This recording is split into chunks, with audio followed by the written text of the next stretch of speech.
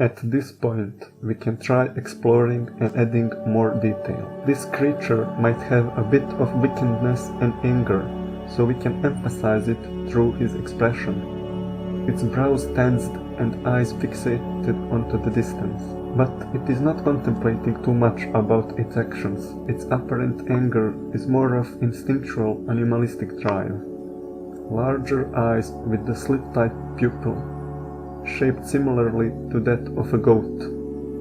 Behind its lips are sharp teeth with their passionate, determined bite. Its horns protruding from forehead and long ears on both sides, them asymmetrical, twisting in unusual and strange shapes to make them more interesting.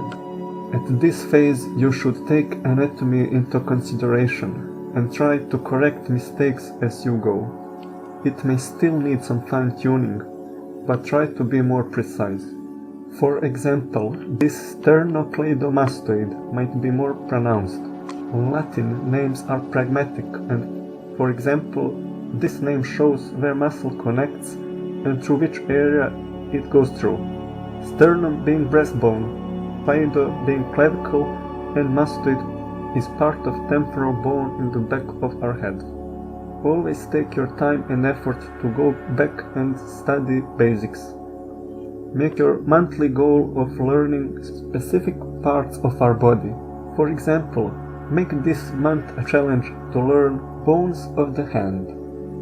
Dedicate each day to one specific bone. Prepare everything in advance, so that every day you know exactly what part you should be learning, researching, drawing, etc. Make use of your time. It should work in your advantage.